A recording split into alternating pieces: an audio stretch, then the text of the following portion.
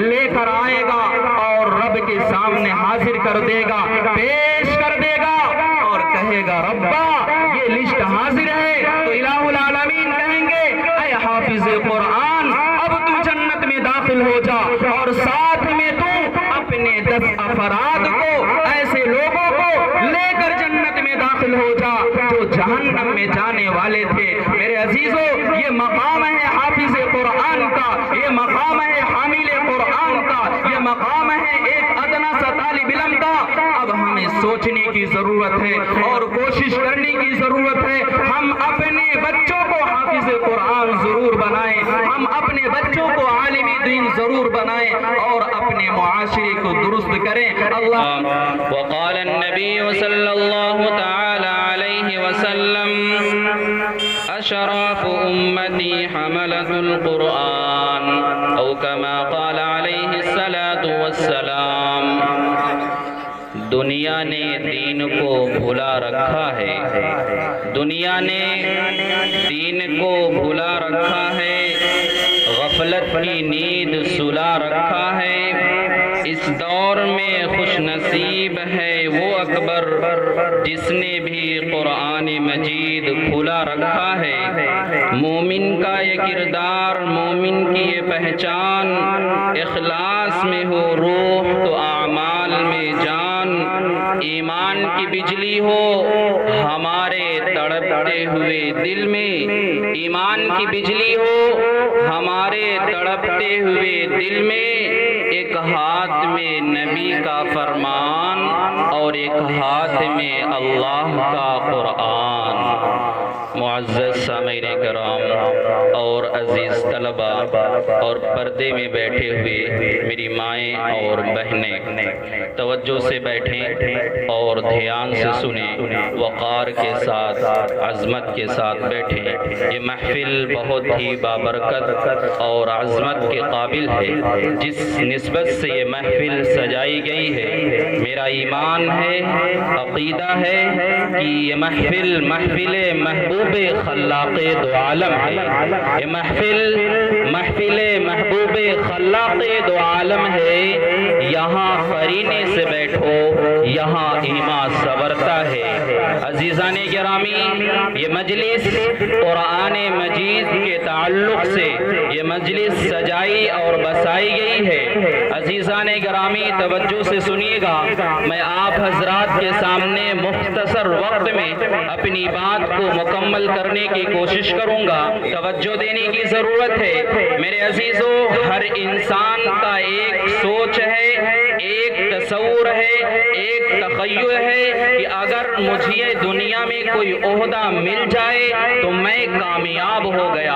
اسی طریقے سے مجھے گاؤں کے اندر، محلے کے اندر، سوسائٹی کے اندر، معاشرے کے اندر ایک مقام، مرتبہ، عروج، بلندی مل گئی تو میں سمجھتا ہے وہ انسان کہ مجھے کامیابی مل گئی۔ نہیں میرے عزیزو، بالکل ہم غفلت کی چادر اوڑے ہوئے ہیں۔ ہمیں اور آپ کو غفلت کی چادر سے نکلنا ہوگا، اسے پھینکنا ہوگا۔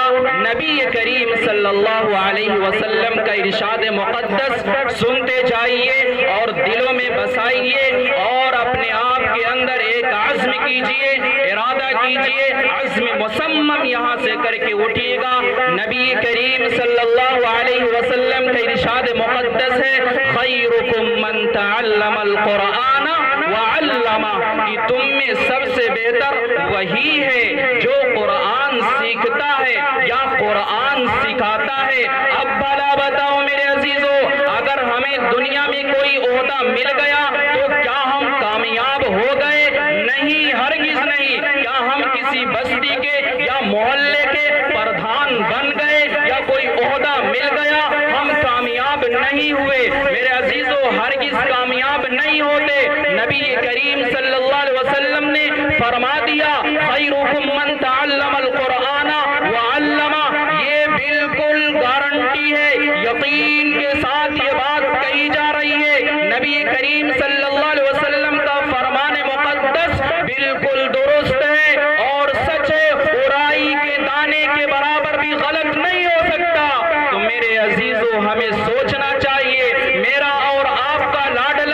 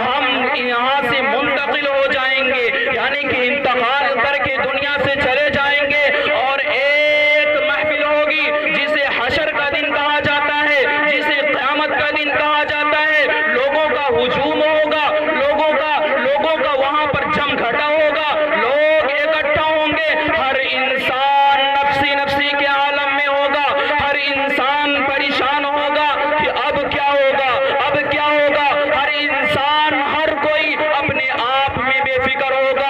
لیکن میرے عزیزو، یہ حافظ قرآن کا مقام سمجھانے کی کوشش کر رہا ہے۔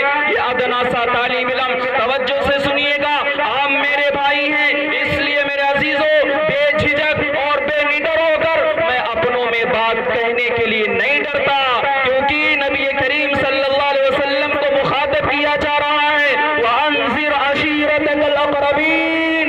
اے نبی کریم صلی اللہ علیہ وسلم، آپ پہلے سب سے اپنے رشتہ دار اور اقارب کو ڈرائیے، اور پھر بعد میں دوسرے لوگوں کو ڈرائیے، اور بعد میں پھر دوسرے لوگوں کو بتائیے ایمان کیا ہے، نماز کیا ہے، روزہ کیا ہے، زکوٰۃ کیا ہے، حج کیا ہے، یہ بعد میں لوگوں کو بتائیے، لیکن سب سے پہلے اپنے گھر والوں کو بتائیں۔ اس لیے میرے عزیزوں، میری یہ ذمہ داری ہے کہ میں اپنے ہم مشن ساتھیوں کو، اپنے طالب علم عزیز ساتھیوں کو یہ میسج دے کر جاؤں، میرے بھائیوں، احساس کمتری کا شکار نہ ہونا، غلط فہمیوں کے شکار مت ہونا۔ ارے ہم حافظ ہو گئے تو ہمیں کیا ملے گا؟ نہیں، یہ سب بالکل سوچنے کی ضرورت نہیں ہے۔ آئیے میں حدیث پیش کرنے جا رہا ہوں۔ حضرت معاذ جوہنی رضی اللہ تعالی عنہ اس حدیث کے راوی ہے، فرمایا کیا جا رہا ہے، من قرأ القرآن وعمل بما فيه البس والداه تاجا يوم القيامة ذو احسن من ذو الشمس في بيوت الدنيا لو كانت فيكم فما ظنكم بالذي عمل بهذا۔ فرمایا کیا جا رہا ہے، نبی کریم صلی اللہ علیہ وسلم ارشاد فرما رہے ہیں، یہ حافظ قرآن کے مقام کو بتلایا جا رہا ہے۔ ان کے والدین سے بھی میں مخاطب ہوں، توجہ سے سنیے گا اور غور کیجئے گا اور خوشی منائیے گا۔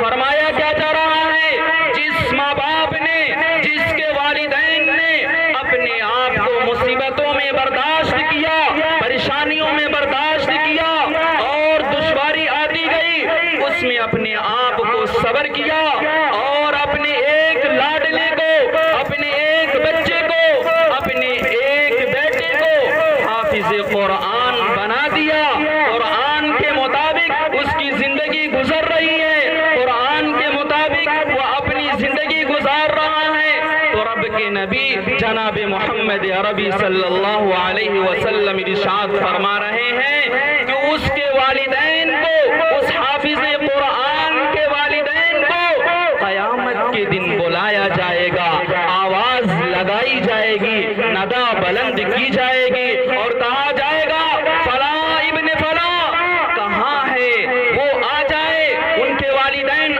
آ جائیں گے۔ اس کے بعد رب کی جانب سے اعلان ہوگا، اے فرشتوں کی جماعت، حافظ قرآن کے والدین کے سر پر ایک ایسا تاج رکھو، ایک ایسا شاندار جاندار تاج رکھو جس کی روشنی میرے عزیزو کسی ایک مفتی کا فتویٰ نہیں، کسی ایک ادارے کا فتویٰ نہیں، دارالعلوم کا فتویٰ نہیں، یا کسی عالم کا فتویٰ نہیں، بلکہ جس کے صدقے میں اس دھرتی کو بنایا گیا، آسمان کو سجایا گیا، ان کا ارشاد مقدس ہے۔ کہا جاتا ہے ان کے، فرمایا جاتا ہے کہ ان والدین کے سر پر ایسا تاج ہوگا جو سورج سے بھی چمکدار ہوگا، اس سے بھی زیادہ اس کی روشنی ہوگی جو ان کے سر کے اوپر جو تاج رکھا جائے گا۔ اب بھلا بتاؤ، اور جب ان کے والدین کا یہ حال ہے تو اس خود جو حافظ قرآن ہے اس کا کیا مقام ہوگا، اس کا کیا مرتبہ ہوگا۔ اور یہیں پر بس نہیں ہوتا میرے عزیزو، آئیے مشہور کتاب کا حوالہ دینے لگا ہوں، فضائل اعمال اٹھائیں، حضرت مولانا شیخ الحدیث مولانا زکریا صاحب کاظمی रहमहुल्लाह फज़ाइल कुरान में जिक्र करते हैं। हजरत अली रज़ी अल्लाह तआला अन्हु की रिवायत है कि क़यामत का दिन होगा, बर्पा होगा, लोग नफ्सी नफ्सी के आलम में होंगे, लोग जन्नत में जा रहे होंगे, लोग जहन्नम में जा रहे होंगे, कोई जन्नत में जा रहा होगा, कोई दोज़ख में जा रहा होगा। उसी बीच में हाफिज़े कुरान को बुलाया जाएगा और इधर आबिद जन्नत में गया और तहज्जुद गुजार जन्नत में गया, हाजी जन्नत में गया, लेकिन वहीं पर एक हाफिज़े कुरान को रोक लिया जाएगा और वो तसव्वुर ही कर रहा होगा, सोच रहा होगा इलाहुल आलमीन ने मुझे क्यों रोक लिया, आखिर मेरा मकाम तो एक आबिद से बड़ा हुआ है, एक जाहिद से तो बड़ा हुआ है, एक हाजी से तो बड़ा हुआ है। मैंने अल्लाह का कलाम, मैंने अल्लाह का कुरान अपने सीने के अंदर महफूज किया है, मेरा मकाम तो उनसे बड़ा हुआ है, मुझे तो उससे पहले जन्नत में दाखिल होना चाहिए। फिर आवाज आ जाती है, ऐ मेरे बंदे, ऐ हाफिज़े कुरान, इन्नी आलम मा ला तालमून, मैं जो जानता हूँ वो तुम नहीं जानते। ऐ हाफिज़े कुरान, तुझे खाली हाथ जन्नत में नहीं जाना है, तुझे तन्हा जन्नत में नहीं जाना है, तुझे अकेले जन्नत में नहीं जाना है। हजरत वाला तशरीफ ला रहे हैं, मुख्तसर वक्त में अपनी बात को मुकम्मल कर रहा हूँ। बड़ों के सामने बोलना बेअदबी और बदअखलाकी हुआ करती है, लेकिन महज बस अगर कुछ सीखने के लिए बोला जाए तो कोई हरज की बात नहीं है। मुख्तसर वक्त में बात मुकम्मल करने की कोशिश कर रहा हूँ, जल्दी जल्दी। उस हाफिज़े कुरान को रोक लिया जाएगा और एक उसके हाथ में एक पैकेज मिलेगी और उसके बाद कहा जाएगा, ऐ हाफिज़े कुरान, तुझे इख्तियार है, ऐसे 10 लोगों को तू जन्नत में दाखिल करा ले जिस पर जहन्नम वाजिब हो चुकी होगी।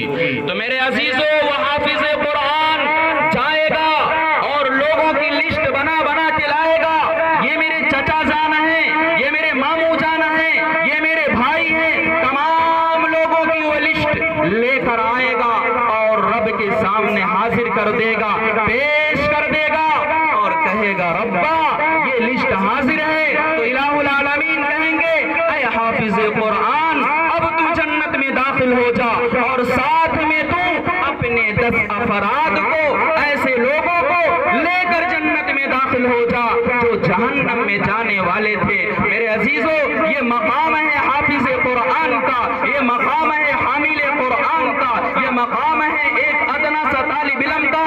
अब हमें सोचने की जरूरत है और कोशिश करने की जरूरत है। हम अपने बच्चों को हाफिज़े कुरान जरूर बनाएं, हम अपने बच्चों को आलिम दीन जरूर बनाएं और अपने मुआशरे को दुरुस्त करें। अल्लाह तबारक व तआला से दुआ है कि अल्लाह तबारक व तआला हम सबको अमल करने की तौफीक नसीब फरमाए। आमीन। व आखिरु दावाना अल्हम्दुलिल्लाहि रब्बिल आलमीन।